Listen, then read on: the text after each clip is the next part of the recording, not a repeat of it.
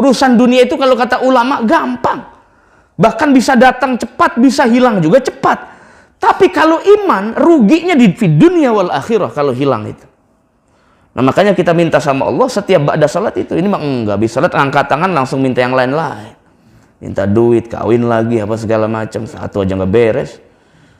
Jadi yang imannya dulu minta sama Allah supaya yakin, istiqomah, dipelihara sampai turun-turunannya nanti. Itu. Mintanya sama Allah begitu, supaya Allah jaga iman Islam saya. Ya Allah, peliharalah iman Islam saya. Ya Allah, didiklah ibadah kami dengan iman. Didiklah salat kami dengan iman. Didiklah sedekah kami dengan iman. Didiklah umrah kami dengan iman. Didiklah semua aktivitas ibadah kami dengan iman kepadamu ya Allah. Kenapa? Idealnya ibadah secara akidah tujuannya harus satu, hanya kepada Allah Subhanahu wa ta'ala. Nggak boleh kepada selain Allah Subhanahu wa ta'ala.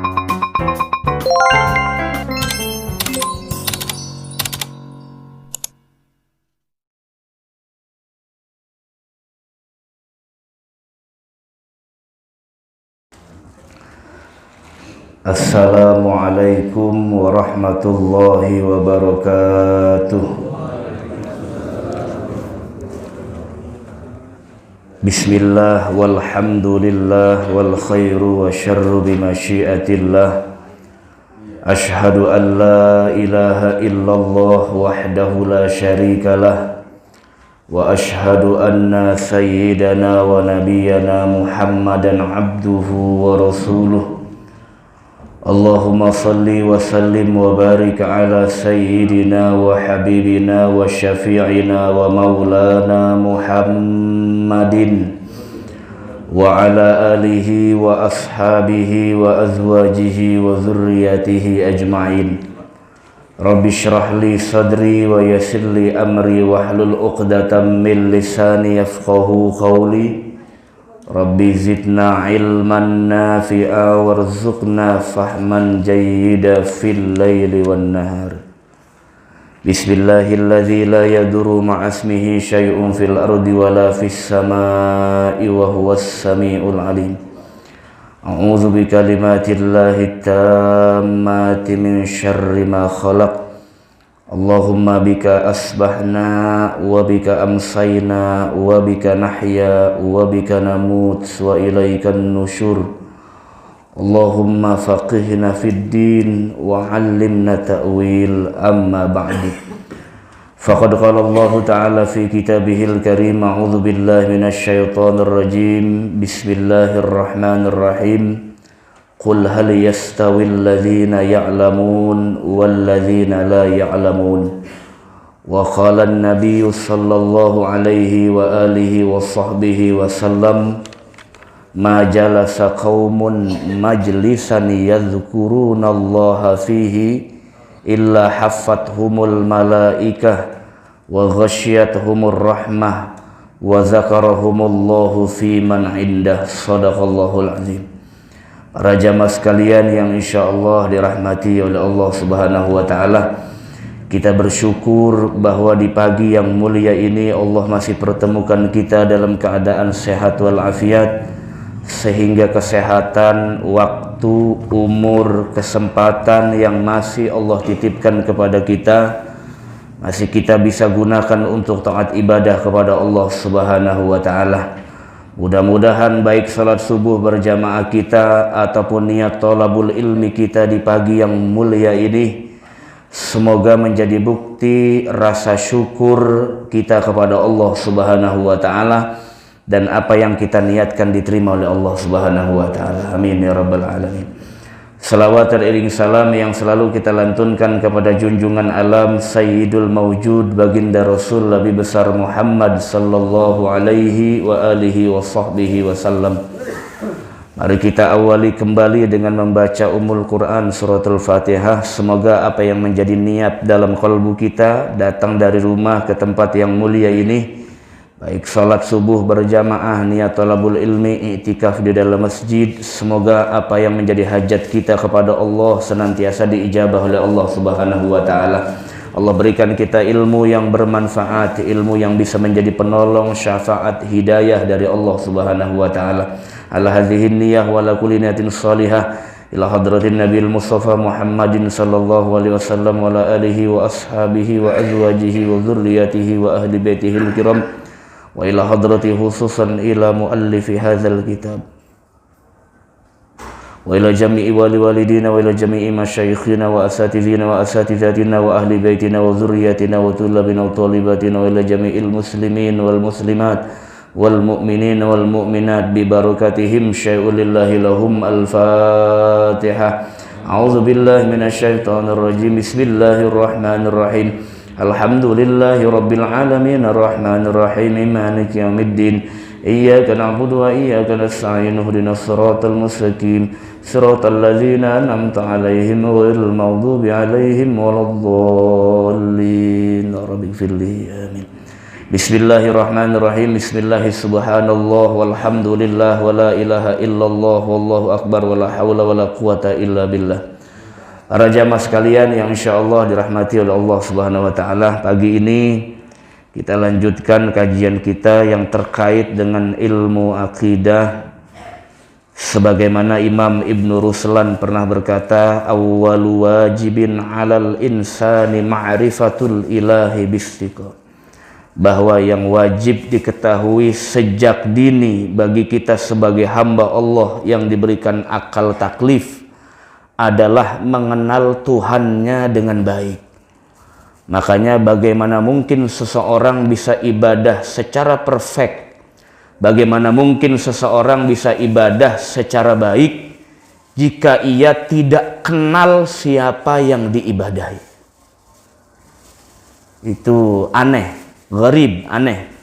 Bagaimana mungkin orang bisa terkoneksi kolbunya kepada Allah jika dia tidak kenal Allah secara iman.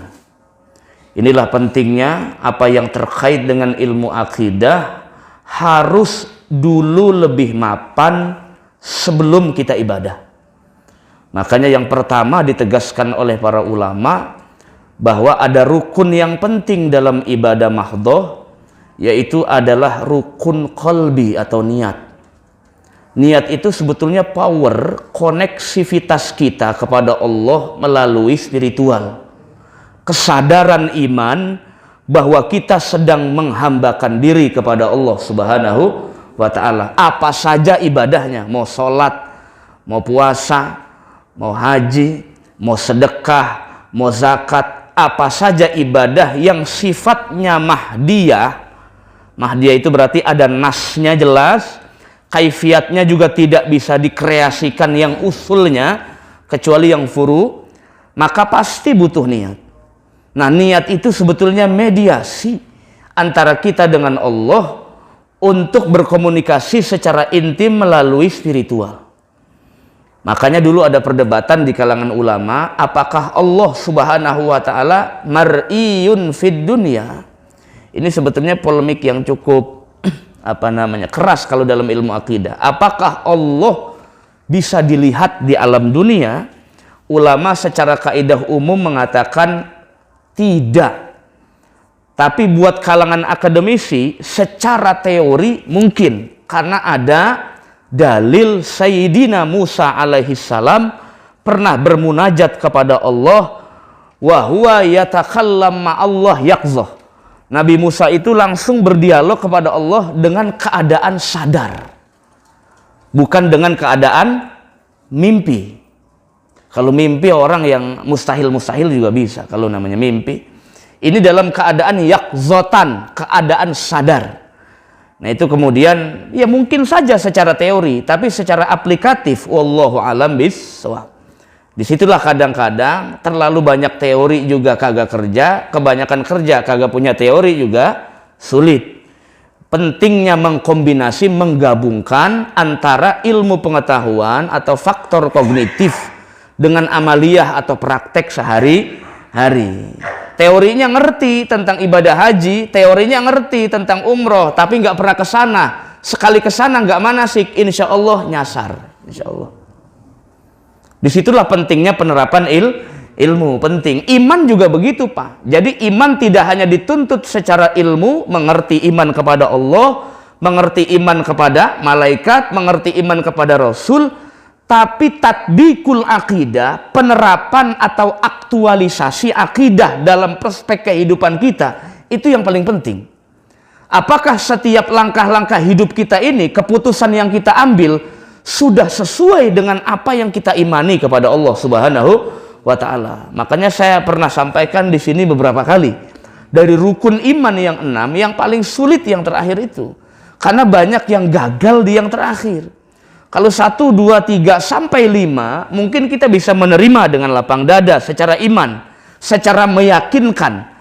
Karena dalam konteks keimanan tidak boleh ada syak, tidak boleh ada ragu. Bapak nggak boleh ragu, Allah ada apa enggak ya? Itu nggak boleh itu begitu. Allah tuh ngasih rezeki enggak ya? Itu nggak boleh begitu. Meragukan sesuatu yang terkait dengan sifat Allah, itu kata sebagian ulama sama saja kal murtad. Sama saja itu. Atau sama saja kal kafir la yu'min, sama saja seperti orang kafir yang tidak beriman. Disitulah pentingnya iman itu. Makanya tidak ada nikmat terbesar bagi manusia dari Allah ketika kita sudah masuk akhir balik, kecuali kita mengimani Allah Subhanahu wa ta'ala. Kalau sejak kecil kita nggak tahu, karena kita titipan saja dari orang tua. Islam dan iman kita juga karena warisan. Sejak akhir balik, yang menjadi ukuran seseorang itu rasyid atau rasyidah, rasyid itu pintar, ya, rasyid atau rasyidah, disitulah nanti diukur kualitasnya seseorang di hadapan Allah. Si fulan bin fulan ini memilih agama Islam, memilih beriman kepada Allah karena kemauannya sendiri atau bukan. Maka dalam fikih itu ada yang disebut dengan ayyakuna ahlan litasarruf. Jadi orang itu boleh atau transaksinya dianggap sah secara fikih kalau dia termasuk daripada ahlu tasarruf. Ahlu tasarruf itu artinya orang itu kalau transaksi sosial tidak mudah ditipu. Ini beli aja nih. Nah, kalau udah beli aja nih, beli barang segala macam tuh nggak mudah ditipu, atau dari segi harga juga nggak mudah ditipu. Artinya secara akadnya dianggap sah kalau bisa betul-betul mencermati amaliyahnya atau akadnya itu, transaksinya secara baik. Kalau anak kecil kan sering digoro-goroin, Pak. Nah, kalau udah akhir balik itu dianggap mereka sudah mampu, sudah bisa bertransaksi dengan baik. Gitu. Nah, itu penting, apalagi ketika kita bermuamalah kepada Allah Subhanahu wa ta'ala. Ya, ada ulama dari Mesir menulis buku itu, Kaifa nata'ammal ma'allah. Tulisan apa judulnya begitu judulnya, Kaifa nata'ammal ma'allah. Bagaimana cara kita berinteraksi kepada Allah Subhanahu wa ta'ala. Kalau lezatnya ibadah hanya diukur dengan ilmu, sepertinya enggak. Karena banyak orang yang ilmunya sedikit tidak banyak, tapi diberikan nikmat ibadah oleh Allah Subhanahu wa ta'ala. Jadi bukan satu-satunya ukuran orang nikmat ibadah ilmu, bukan. Itu hanya sebagian saja, betul. Tapi ada faktor lain, apa yang dimaksud dengan faktor iman. Jadi iman itu penting sekali, betul-betul penting. Makanya yang dijaga di kita, setiap ba'da sholat, setiap kita mohon kepada Allah, jangan doa-doa yang lain dulu yang diminta. Jangan harapan-harapan yang lain dulu kita sebut. Tapi yang pertama di awal kita minta sama Allah supaya iman Islam kita diberi istiqomah oleh Allah Subhanahu wa ta'ala. Itu dulu. Jangan yang lain-lain. Kalau yang lain-lain murah, Pak. Urusan dunia itu kalau kata ulama gampang. Bahkan bisa datang cepat, bisa hilang juga cepat. Tapi kalau iman, ruginya di dunia wal akhirah kalau hilang itu. Nah, makanya kita minta sama Allah setiap ba'da salat itu. Ini mah enggak bisa salat angkat tangan langsung minta yang lain-lain. Minta duit, kawin lagi, apa segala macam. Satu aja nggak beres. Jadi yang imannya dulu minta sama Allah supaya yakin, istiqomah, dipelihara sampai turun-turunannya nanti. Itu. Mintanya sama Allah begitu. Supaya Allah jaga iman Islam saya. Ya Allah, peliharalah iman Islam saya. Ya Allah, didiklah ibadah kami dengan iman. Didiklah salat kami dengan iman. Didiklah sedekah kami dengan iman. Didiklah umroh kami dengan iman. Didiklah semua aktivitas ibadah kami dengan iman kepadamu ya Allah. Kenapa? Idealnya ibadah secara akidah tujuannya harus satu, hanya kepada Allah Subhanahu wa ta'ala. Nggak boleh kepada selain Allah Subhanahu wa ta'ala. Udah tahu Allah Maha Pencemburu. Nah ini, para jamaah sekalian rahmati Allah Subhanahu wa taala. Karena iman itu persoalan yang sulit. Yang pertama, kita harus paham betul tentang ilmunya. Yang kedua, aktualisasi imannya. Iman kepada Allah, iman kepada malaikat, iman kepada kitab-kitab Allah, iman kepada hari akhir. Itu harus ada aktualisasi. Bapak faham syarat rukun sholat tidak diterapkan, nggak bermanfaat apa-apa. Bapak ngerti tata cara ibadah tidak diterapkan dalam sholat Bapak, nggak manfaat apa-apa. Iman pun sama begitu. Jika iman kepada Allah tidak diaktualkan dalam kehidupan sehari-hari, tidak bermanfaat apa-apa. Tapi dulu saya punya guru bilangnya begini, iman dengan amal itu dua hal yang berbeda katanya. Yang pertama, iman itu faktor nikmat terbesar dari Allah. Yang kedua, mengamalkan apa yang diimani itu hidayah dari Allah Subhanahu wa ta'ala. Banyak orang yang mengaku beriman tapi nggak tertarik sholat. Banyak apa enggak? Banyak. Banyak orang yang tahu teori dan ganjarannya sedekah tapi nggak pernah mau sedekah. Ada orang yang ilmu agamanya mungkin sedikit tapi ternyata ibadahnya betul-betul doyan di hadapan Allah Subhanahu wa ta'ala. Nah itulah kadang-kadang kita nggak bisa menilai orang separuh-separuh. Disitulah maka ada hadis, iyyakum wazzan fa inna dzan akzabul hadis. Jangan banyak buruk sangka dengan orang lain. Siapa tahu yang tidak dianggap mulia di dunia ternyata mulia di hadapan Allah, dan yang dianggap mulia di dunia ternyata hina di hadapan Allah Subhanahu wa ta'ala. Hanya karena aib kita ditutup oleh Allah Subhanahu wa ta'ala. Nah itu, jadi wajib waspada. Kalau kata Imam Ghazali, wahai orang beriman, wajiblah waspada, karena kapanpun, dimanapun, dengan siapapun, tidak ada yang bisa menjamin aib kita tidak dibuka oleh Allah Subhanahu wa ta'ala. Baru dah merasa malu.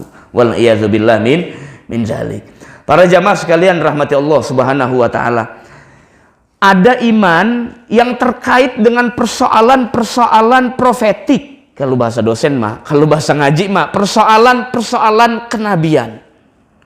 Banyak kitab-kitab sirah nabawiyah yang ditulis oleh para sejarawan yang tidak bertanggung jawab, sehingga seolah-olah menarasikan dengan storytellingnya itu, orang-orang ahli sejarah kan suka begitu. Nabi seperti ini, nabi seperti ini, nabi seperti ini. Akhirnya membuat orang yang awam, yang tidak kenal referensi, asal beli buku di Gramedia, dia baca, nggak kenal pengarangnya, akhirnya pemahamannya tentang Rasulullah dan imannya kepada Nabi tidak seperti yang diajarkan ulama-ulama dulu. Makanya saya seringkali orang-orang yang memang ahli sejarah, Anda menulislah dalam sejarah. Karena banyak orang kadang-kadang ngedongeng tapi nggak ngerti, referensinya nggak jelas. Makanya jangan saklek kalau bicara sejarah tuh, nggak bisa saklek Pak, karena banyak teori. Gitu. Makanya orang-orang sejarah itu nggak yang dipentingkan buat mereka itu ya data. Datanya mana? Sirah Nabi yang paling klasik itu Ibnu Ishaq, paling klasik. As-Sirah An-Nabawiyah li Ibnu Ishaq. Itu sirah Nabi paling klasik dan dianggap pertama yang ditulis dalam sejarah. Barulah Imam Tabari menulis sejarah. Setelah Imam Tabari, barulah Imam Bukhari juga menulis sejarah. Tapi gaya menulis sejarahnya masih banyak meniru para ahli hadis. Tidak seperti kitab-kitab sejarah yang kita lihat sekarang. Kenapa? Pintu sejarah tentang Rasulullah dan kenabian banyak dimanfaatkan orang-orang yang tidak bertanggung jawab, akhirnya merubah mindset orang beriman kepada nabinya sendiri. Disinilah pentingnya ngaji usul tentang kenabian. Gak boleh sembarangan. Nabi itu karakteristiknya seperti apa, orangnya seperti apa, siapa keluarganya, itu lahirnya dari ruang ilmu dulu. Makanya pentinglah menggabungkan itu sirah Nabi dengan konteks iman kepada Nabi secara umum atau usuliyahnya. Orang sekarang kan kebanyakan ngajinya pengennya dongeng. Pas lagi diceritain Nabi malah pules lagi. Jangan begitu apa? Udah didatengin gurunya malah pules. Begitu. Bawa bantal aja di rumah. Kemari, atau bapak duduk kemari pakai bantal. Jangan. Orang sekarang mah enak Pak, gurunya yang datang kemari. Emang orang dulu mah berkilo-kilo datang ke rumah gurunya, rumah kiainya nenteng kitab. Nih kitab beli kagak, ngapa kagak, mengheningkan cipta lagi. Mau pacara? Ada aja. Saya jauh-jauh dari Kreo kemari, dari rumah mertua, datang kemari malah mengheningkan cipta. Nih kalau santri saya bagel pakai ginian. Kalau santri saya untung bukan Bapak. Kenapa? Kalau bukan di waktu muda ngaji, kalau udah tua umurnya kendor Pak. Bukan cuma kendor di dengkul nih, di otak kendor. Ngurusin bini ngomel mulu, anak udah pada gede, minta beli motor, minta beli mobil, kalau nggak kecekek, stroke. Sekarang dicampur ngaji, udah jadulnya ngaji, pules lagi. Saking khusyuknya. Bodoh amat lah. Yang ngaku-ngaku kagak-kagak. Itu ada saya. Begitu. Coba kalau Bapak ngaji di pesantren saya, bisa saya atur-atur macam-macam. Kalau di sini kan ya kita sama-sama aja lah. Saya datang kemari, Bapak ngaji, selesai ngaji juga ada. Kan orang sekarang enak, selesai ngaji aja makan. Kurang ajar masih pules saja. Emang orang dulu apa aja kalau ngaji ke rumah guru Pak, bawa bayam mentah lu makanin kayak kambing. Sekarang makan enak, tinggal gegares. Tinggal gegares, ngopi ada ya Pak Haji ya. Tinggal aduk apa segala macam. Allahu Karim, kagak pulang. Ternyata ngaji kemari numpang pindah doang. Dari rumah kagak pules, kemari pules. Makanya saya saranin Bapak Ibu yang insomnia, datanglah ke pengajian. Insya Allah pules, insya Allah pules. Atau yang susah tidur, sering-seringlah datang khutbah Jumat. Insya Allah baru alhamdulillah pules langsung. Saya juga nggak tahu atmosfernya kenapa, saya nggak ngerti begitu atau apa begitu ya. Iya, dibilang kali saya lagi baca cerita anak-anak kali Pak Haji. Ya masalah. Itu hanya sekedar, itu hanya masalah waktu. Orang kalau sudah doyan ngaji Pak, doyan, bahasanya doyan nih, ya. Mau bagaimana kek gurunya nyampain, matanya melotot, begitu. Mau bagaimana kek gurunya nyampein, kalau jedoyan ngaji di mana juga ke udag. Kalau bahasa orang gondrong mah di udag ke udag sampai. Gurunya kemak bagaimana juga ya jadi ngeri gitu. Ya.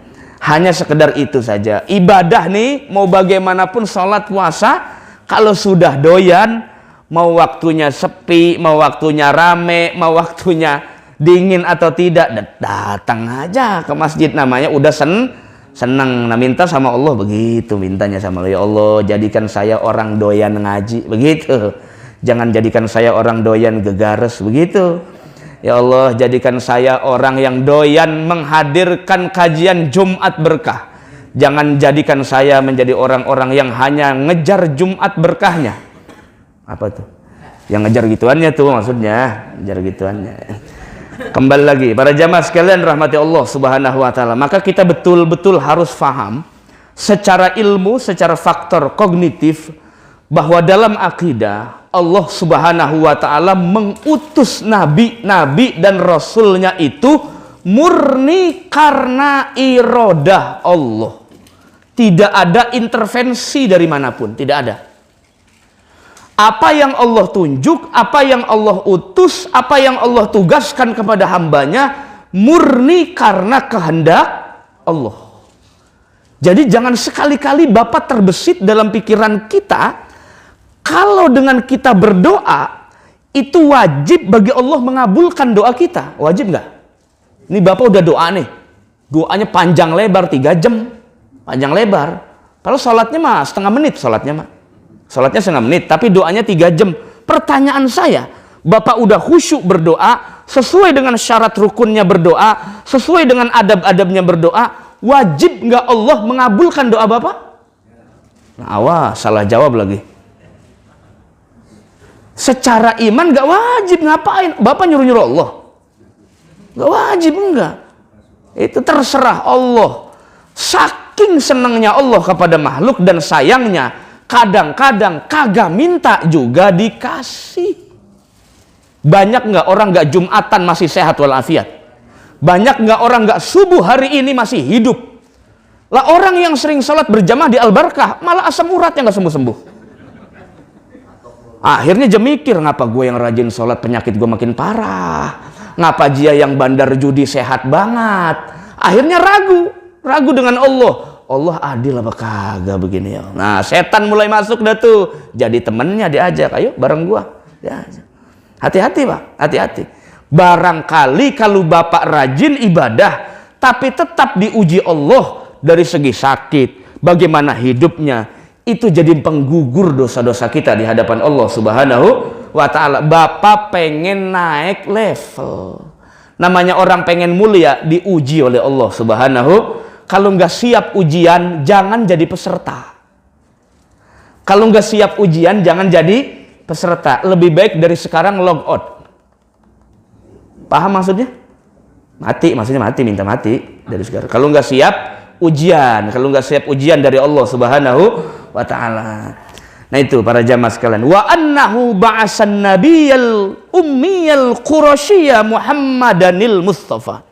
Secara akidah, Allah mengutus Nabi Muhammad sebagai nabi terakhir. Pertama, nabi yang tidak bisa baca tulis. Namanya Nabiil Ummi. Beda kayak kita. Kalau anak sekarang pinter-pinter Pak. Pinter-pinter anak sekarang itu. Ya. Mungkin kalau anak dulu ada pengen masuk SD, itu harus ditesnya nggak pakai TK pun bisa. Kalau sekarang nggak bisa, mungkin karena kasihan juga gurunya. Itu. Mungkin kalau orang dulu telaten ngajarin anaknya, kalau sekarang mungkin agak sibuk. Apalagi teknologi makin canggih. Dan anak-anak kayaknya juga untuk ngaji, kalau nggak dididik orang tua sejak kecil senang dengan pengajian dan masjid, kayaknya susah Pak. Kalau dulu anak-anak tahu mau maghrib ya sudah. Nggak ada lagi yang main, nggak ada lagi yang keluar, nggak ada lagi yang ngayab ke pasar malam. Jadi semua berbondong-bondong datang ke pengajian, sholat berjamaah maghrib, habis sholat maghrib ke pengajian, ya sudah pulang. Nggak akan keluar lagi. Karena orang tuanya juga nakut-nakutin, ada kolong wewe. Kalau sekarang nggak bisa, kolong wewe-nya di pasar malam malah. Jadi ngikut belanja, susah jadinya kalau sekarang itu Pak. Nah itulah mendidiknya itu bagaimana, yang tahu hanya kita sebetulnya. Tapi penting untuk tahu ilmunya supaya kita bisa mendidiknya dengan baik gitu. Karena tanggung jawab orang tua sejak mulai lahir sampai masa akhir balik. Sebetulnya begitu. Tapi bapak masih ada yang biayain anaknya sampai kuliah? Sebetulnya nggak wajib itu. Karena anak kalau sudah kuliah itu baliknya berkali-kali Pak. Ya. Tapi karena sayangnya orang tua, kasihan belum punya penghasilan tuh bapak pahalanya banyak banget tuh di hadapan Allah Subhanahu wa ta'ala. Tuh enaknya anak sekarang macam orang dulu ya, lulus sekolah SD aja udah langsung kerja segala macam, makanya nggak punya ijazah tapi duitnya banyak itu. Tuh orang dulu begitu. Orang sekarang yang punya ijazah nyari duitnya rada ngamen, susah juga. Balik ya, ini para jamaah sekalian rahmati Allah Subhanahu wa ta'ala. Nabi diutus oleh Allah sebagai nabi yang ummi. Ummi itu la yaktub wa la yaqra. Nggak bisa nulis, nggak bisa baca. Sebetulnya dijelaskan oleh para ulama, kenapa diambil nabi yang tidak bisa baca tulis? Takutnya nanti akan dihina oleh kaum kafir Quraisy. Dihina. Kok nabinya umat Islam nggak bisa baca tulis? Kok nabinya umat Islam dipilih dari orang jahil? Salah. Nabi dalam hadis yang lain pernah bilang begini, Addabani Rabbi fa'ahsana ta'dibi. Allah langsung yang mendidik saya, Allah langsung yang mengajarkan saya, sehingga saya ummi, tapi saya lebih baik dari orang yang tidak ummi. Saya ini ummi, tapi saya lebih fasih daripada orang yang tidak ummi. Nabi memang nabi yang nggak bisa baca tulis Pak, tapi ketika berucap lebih fasih dari orang yang belajar. Ketika menulis dalam satu teori mengatakan nabi sebetulnya bisa nulis, cuman tidak sepandai para kutab. Tahu kutab?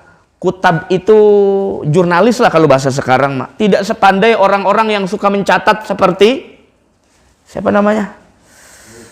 Katibul Wahyi yang menulis Quran, siapa namanya? Lupa saya. Ya, yang menulis Quran itu. Tidak seperti orang sahabat-sahabat yang pandai menulis Quran itu, enggak. Tapi Nabi ketika menulis dan ketika membaca lebih indah dan lebih fasih, bahkan lebih bagus dari orang yang belajar. Kenapa? Yang didik langsung Allah Subhanahu wa ta'ala.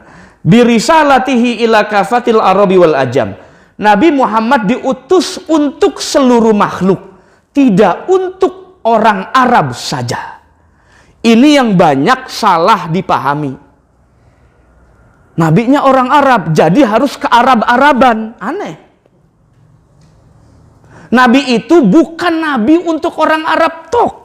Nabi Muhammad itu diutus untuk seluruh umat akhir zaman, mau yang Arab ataupun yang tidak Arab, yang ajam. Karena nabinya orang Arab berarti harus ke Arab-Araban. Kata siapa? Enggak mesti begitu. Kita pentingnya membedakan itu, Pak, penting. Ya. Jadi kalau bapak orang sini sholatnya 5 waktu, makanya baju kokoh juga bukan tradisi kita, kokoh. Ya, sama tradisi siapa, Pak? Baju kokoh itu? Jackie Chan ya? Kayaknya Jet Li juga kalau berantem pakai koko gamis dah. Sama begitu. Iya sih kayaknya. Kayaknya kalau yang madein kita, bapak sholat make batik. Cuman secara fikih makruh. Makruh karena banyak gambar, apalagi partai. Gua kemarin Andra Sony aja pakai baju airin lagi itu. Nah, lagi sholat tuh begitu berjamaah. Akhirnya dongkol-dongkolan kan. Gitu. Atau bergambar yang bermotif, orang yang di belakang lagi sholat baru baca Fatihah. Dia beli batik di mana, cakep banget itu. Nah, jadi kepikiran begitu akhirnya.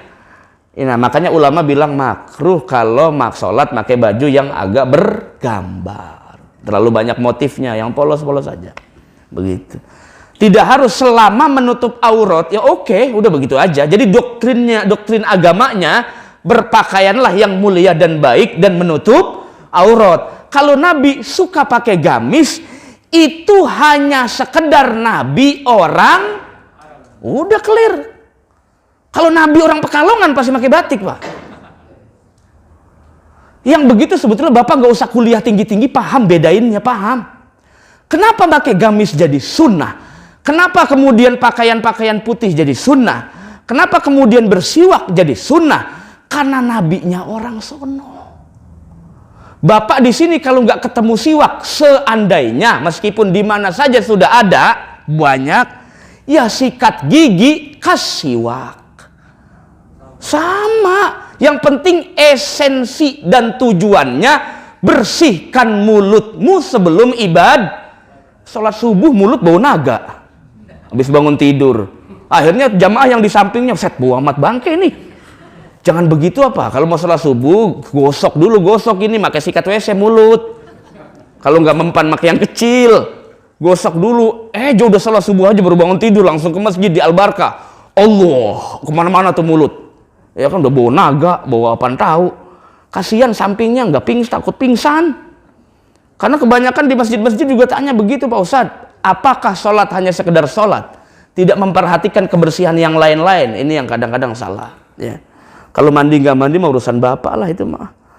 Yang penting, jadi sholat yang penting bersih, bagus, wangi, udah begitu. Kalau masalah ketek bapak basi atau kagak itu urusan bapak lah itu mah. Bagaimana itu mah? Ya yang penting terbaik di hadapan Allah Subhanahu wa Ta'ala. Wal jinni wal insi. Nabi juga diutus kepada bangsa jin dan bangsa manusia. Fanasakhu bi syar'i isyara'i. Syariatnya Nabi Muhammad itu menasah, menghapus syariat nabi-nabi terdahulu. Jadi syariatnya Nabi Isa, syariatnya Nabi Musa yang sekarang masih eksis batal. Kenapa batal? Karena sudah dihapus dengan syariatnya Nabi besar Muhammad sallallahu alaihi wasallam. Syariatnya Nabi Musa yang masih ngamalin agama apa, Pak? Nabi Musa yang masih ngamalin saat ini Yahudi. Syariatnya Nabi Isa yang masih ngamalin saat ini. Nah, berarti sah atau tidak itu? Secara akidah, kalau sudah datang Nabi baru dan dia membawa syariat baru, maka syariat yang sebelumnya terhapus. Kecuali di kitab sucinya diperintahkan Allah untuk tetap mengikuti syariat. Contoh, di Quran ada wa auhayna anittabi millata Ibrahim hanifa wa ma kana minal musyrikin. Aku wahyukan kepada engkau Muhammad untuk mengikuti sebagian syariatnya Nabi Ibrahim alaihis salam. Sebagian loh Pak, tidak semua. Jadi di Quran Rasulullah diperintah untuk tetap mengikuti syariat Ibrahim, sebagiannya untuk menegaskan bahwa agamanya atau syariatnya Nabi Muhammad adalah runtutan dari syariat agama yang hanif yang dibawa oleh Nabi Ibrahim alaihissalam. Itu apa syariatnya? Sunat syariat Nabi Ibrahim, kurban. Bukan syariat Nabi Muhammad, itu bukan, tapi mengadopsi dari syariat kakek moyangnya Nabi Ibrahim alaihissalam. Tapi kalau tidak ada perintah dari Allah untuk mengikuti dan tetap melanggengkan syariat sebelumnya, maka berarti batil tetap diamalkan. Begitu udah. Apa yang ada sekarang syariat yang dibawa Nabi Muhammad, itulah yang sah, yang diakui, yang diterima oleh Allah Subhanahu wa ta'ala. Udah. Kalau ada yang masih mengamalkan secara ilmu tertolak, secara nanti bagaimana menghadap Allah bukan urusan saya. Karena saya bukan maklar akhirat juga, enggak. Bukan urusan saya. Itu urusan dia kepada Allah Subhanahu wa ta'ala. Secara praktek ilmu salah. Ini saya nyampain aja. Secara praktek ilmu salah karena syariatnya sudah baru. Bagaimana kalau masih mengamalkan padahal tidak ada perintahnya, urusan dia kepada Allah Subhanahu wa ta'ala. Saya nggak mau berlebih mengomentarinya. Apalagi sampai menuduh, jangan. Kita ini dengan yang non-muslim pun masih ada ikatan sama dengan Allah. Apa itu? Ikatan kemanusiaan. Secara iman kita wajib mengimani seluruh makhluk yang ada di alam dunia ini. Apapun agamanya, apapun jenisnya, semua ciptaan Allah Subhanahu wa ta'ala. Maka imanilah sebagai makhluk Allah. Irhamu man fil ardi, yarhamukum man fis sama. Sayangilah apa saja yang ada di alam dunia ini, maka penduduk langit akan sayang kepada kita semua. Maksudnya malaikat Allah Subhanahu wa ta'ala. Wa ja'alahu sayyidal bashar. Allah jadikan Nabi Muhammad sebagai sayyidnya manusia. Nabi pernah bilang begini, Pak, dalam hadis. Ana awwalu man khuliq wa akhiru man bu'isa. Saya ini makhluk yang pertama diciptakan oleh Allah. Nabi Muhammad. Wa akhiru man buhisa, tapi saya nabi paling terakhir yang diutus oleh Allah Subhanahu wa ta'ala. Pertanyaannya, kenapa pertama dicipta tapi diutusnya di akhir? Jawabannya adalah terserah Allah. Mau ngapain? Ya, jelasin Pak. Betul, begitu aja udah kelar. Ya terserah Allah Subhanahu wa ta'ala. Kenapa? Karena terlalu jauh jaraknya. Untuk bayang-bayangin paling kita cuma nerka-nerka doang. Ya, itu hak prerogatifnya Allah Subhanahu wa ta'ala. Makhluk yang paling dicintai Allah, yang paling disayangi Allah, diutusnya di akhir zaman. Akhirnya umat akhir zaman mendapatkan rahmat terbesar dari Allah Subhanahu wa ta'ala. Kalau di Nasail Ibad itu disebutkan Nabi Adam, Nabi Musa dan yang lain-lain itu iri pengen jadi umatnya Nabi. Iri. Saya jangan jadi Nabi deh. Saya jangan jadi Rasul deh. Saya jadi umatnya Nabi Muhammad saja. Masa begitu? Jadi Rasul dan Nabi iri ngomong kepada Allah, saya tolong hidupkan lagi, pengen jadi umatnya Nabi Muhammad. Lah ini umatnya yang masih hidup sekarang, nabinya Nabi akhir zaman, Nabi paling mulia, ngaku aja enggak. Selawat aja enggak mau. Mau sih selawat kalau ada berkat. Tapi kalau di rumah, Allahumma sholli ala Muhammad 200-300 kali, boro-boro. Maunya tuh kalau ada momen saja, Anda punya hajat apa? Pengen ganti Pajero Pak Ustadz, banyakin selawat. Nah rajin tuh pasti. Ternyata pas sudah rajin, nggak dapat Pajeronya, enggak. Ustadznya disalahin malah. Maksud saya itu, kalau ibadah sudah iming-imingnya urusan dunia, itu nanti dibalikan oleh Allah, bahwa yang lebih baik nanti di hadapan Allah bukan duniamu. Yang lebih baik adalah bagaimana kualitas niatmu di hadapan Allah Subhanahu. Jadi jangan sampai salah niat, Pak. Bukan nggak boleh, bukan nggak bisa. Tapi orang ibadah kalau mau moncer pahalanya di hadapan Allah, ini saya jelasin teori saja. Kita sama-sama punya tugas maksudnya. Enggak saya bilangin kalau saya begini berarti saya udah ngelakuin, enggak juga. Saya sampaikan secara ilmu, kita punya tugas sama-sama. Secara akidah, secara ilmu, kalau orang tuh pengen ibadahnya ideal dan maksimal, tujuannya kudu benar. Karena banyak Pak yang saya tanya, Bapak berapa kali banyak baca selawat? Kan ada hadisnya tuh. Aulan nas bi yaumal qiyamah aksaruhum alayya solatan. Nanti di akhirat yang paling mulia, yang paling terbaik di hadapan saya di akhirat, kata Rasulullah, orang yang banyak baca selawat. Tapi kemudian di framing, bukan di framing sih, ada juga ulama yang kemudian mengalami tajribah.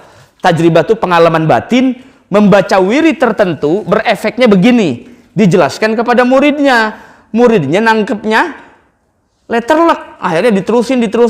Siapa saja yang membaca selawat, yang membaca ini apa segala macam, nanti kebutuhan hidupnya dijamin oleh Allah Subhanahu wa ta'ala. Saya jawab benar secara umum. Asalkan niatnya jangan salah. Mintanya hanya kepada Allah.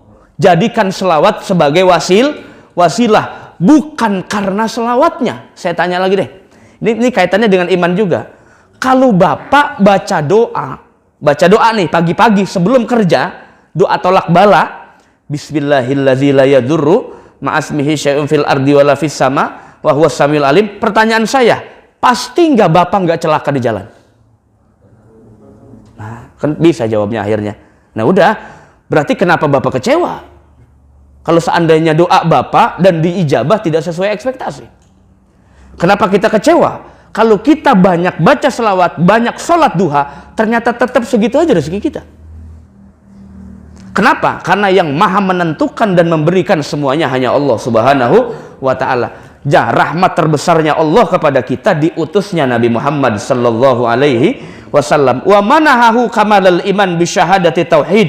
Allah mengkaruniakan Nabi Muhammad dengan kesempurnaan iman, persaksian tauhid. La ilaha illallah. Bayangkan Pak, nama Nabi Muhammad disandingkan langsung kepada Allah Subhanahu wa ta'ala. Nggak ada nabi-nabi yang lain, cuma Nabi Muhammad yang namanya langsung disandingkan kepada Allah Subhanahu wa ta'ala. Malam yaktarin biha syahadatar rasul, yang mana Allah tidak pernah membarengkan syahadat. Misalnya asyhadu alla ilaha illallah wa anna Musa wa anna Isa, tuh nggak ada tuh syahadat begitu, nggak ada. Hanya ada kepada Nabi besar Muhammad sallallahu alaihi wasallam. Makanya beruntung umat akhir zaman ini secara iman mengimani Nabi sebagai Nabi terakhir, Nabi sebagai rahmat, Nabi sebagai syafi, pemberikan syafaat, Nabi adalah sebagai yang membawa syariat. Itu iman pokok yang harus dijaga. Tidak ada lagi Nabi selain Nabi besar Muhammad sallallahu alaihi wasallam. Memang belakangan ini ada yang ngaji lama-lama selesai ngaku Nabi, ada Pak? Banyak. Saya juga bingung kenapa di Indonesia doang yang banyak ngaku Nabi, di Timur Tengah nggak ada. Di Indonesia doang. Jadi malam salat tahajud, sujudnya lama, selesai tahajud, paginya ngaku Nabi. Katanya dapat bisikan dari Allah, dia menggantikan Nabi Muhammad katanya. Kata saya bukan Nabi Muhammad kali, Muhammad yang ono yang petinju. Bukan Nabi Muhammad, yang lain kata saya, aneh-aneh aja. Ya. Makanya dulu dosen saya nulis buku judulnya Nabi Nusantara. Itu. Kata saya menarik nih buku. Pas saya baca isinya Musadek, isinya Lia Eden, isinya yang macam-macam. Jadi Nabi Nusantara. Nah itu. Saya juga nggak tahu Indonesia tanahnya sangar atau apa, banyak ngaku Nabi. Banyak ngaku Nabi, ngaku Jibril, ngaku Al-Masih, macam-macam dah. Ya. Jadi yang ngaku-ngaku itu bermasalah. Wa ma atakumur rasulu fahuzu wa ma nahakum anhu fantahu. Apa saja yang datang dari seorang rasul yang benar, itulah yang wajib kita ambil, kita patuhi. Tapi apa yang datang dari seorang rasul yang tidak benar atau salah, maka wajib kita hindari, wajib kita jauhi, karena bukan yang diutus oleh Allah Subhanahu wa ta'ala. Para jamaah sekalian rahmati Allah Subhanahu wa ta'ala. Jadi makanya dalam ilmu akidah ada yang disebut dengan konsep an-nubuwah, yaitu konsep kenabian. Nabi punya sifat sidik, Nabi punya sifat amanah, Nabi punya sifat fatonah, Nabi punya sifat tabligh. Kemudian Nabi tidak pernah berbuat hal-hal yang tercela. Nabi tidak pernah melakukan perbuatan-perbuatan yang menurunkan muru'ah. Saya tanya, makan sambil berdiri tercela nggak? Kata siapa? Nabi mana? Nabi Bapak? Jangan sembarangan Pak. Bagaimana orang kalau yang diundang di hotel emang nggak disediain bangku? Nanti Bapak merasa soleh sendiri dong. Mereka juga sholat loh. Bapak pakai hadis yang mana? Sekarang saya bandingkan lagi. Lebih ya, yang jelek yang mana nih? Makan berdiri, makan sambil jalan. Yang mana yang jelek? Makan sambil berdiri sama makan sambil jalan, mana yang jelek? Hah? Dua-duanya jelek. Iya, orang tampang lu jelek. Coba ganteng aja cakep. Coba Jeffrey Nicole yang makannya sambil berdiri. Coba Irwan Syah atau segala macam. Yang makannya tukang ojek dibilang jelek. Minum berdiri, makan berdiri. Sayyidina Ali pernah dikritik. Bu. Sayyidina Ali. 5 tashrab qaiman. Kenapa kamu minum berdiri? Apa jawaban Sayyidina Ali? Ma sona'tu ma sona'a Rasulullah. Apa yang aku lakukan, inilah yang aku lihat Rasulullah. Mau bantah Sayyidina Ali? Sayyidina Ali minum berdiri. Minum berdiri, Pak. Minum berdiri. Enggak ada kopinya. Panas, Pak. Iya, ntar maksud saya, enggak ada timpalannya. Saya nunggu Pak Haji Anas ntar itu. Dikit lagi ya. Jangan mau kalau dulu kalau dingin. Iya, ini kalau ada asam lambung ntar. Jadi Sayyidina Ali pernah dikritik, Pak, kenapa Anda minum berdiri? Apa jawaban Sayyidina Ali? Saya melihat Rasulullah begini. Itu maksud saya, hadisnya baca yang lain. Jangan hadis yang la yashrobanna ahadukum qaiman. Iya, larangannya qat'i apa enggak? Hati-hati memahami hadis tuh. Kalau letterlek, Bapak jadi orang tukang nyalain orang. Nanti baru baca satu hadis aja ceramah. Udah berapa lama ngaji hadis? Ngaji hadas doang juga, hadas besar. Yang begitu mandi mulu keramas. Nanti dulu, kalau makan berdiri sama minum belum tentu tercela. Karena kata Sayyidina Ali, saya melihat langsung Nabi begini. Mau makan kayak mau minum. Nah, di dalam kitab-kitab tauhid, sifat tercela itu makan minum sambil jalan. Itu yang tercela. Yang namanya akhlak rodiah itu yang tercela. Kenapa? Orang makan minum sambil jalan menunjukkan pelit, medit, koret, pantat kuning, nggak mau diminta. Gitu loh.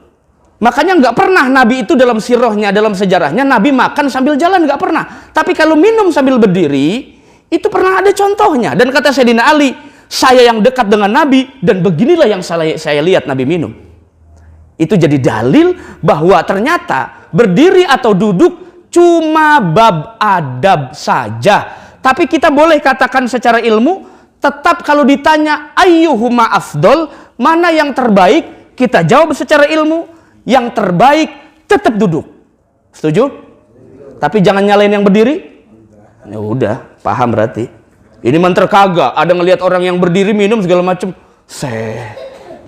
Ngaji seminggu sekali aja sok bener. Seminggu sekali itu juga ngantuk. Santri kami yang ngaji tiap hari 4-5 kitab, Pak, biasa aja. Kenapa? Karena nggak ada yang manggil, biasa aja jadi. Susah, sikut-sikutan jadinya. Nah, itu para jamaah sekalian rahmati Allah Subhanahu wa taala. Kalau ini harusnya masuknya kepada, kalau dijelaskan secara akidah bagaimana sifat-sifat Nabi, nanti arahnya ke sana. Ya, mungkin nanti kita bisa sambung di pembahasan akidah yang terkait dengan karakteristik Rasulullah sallallahu alaihi wasallam. Wallahu a'lam bishawab.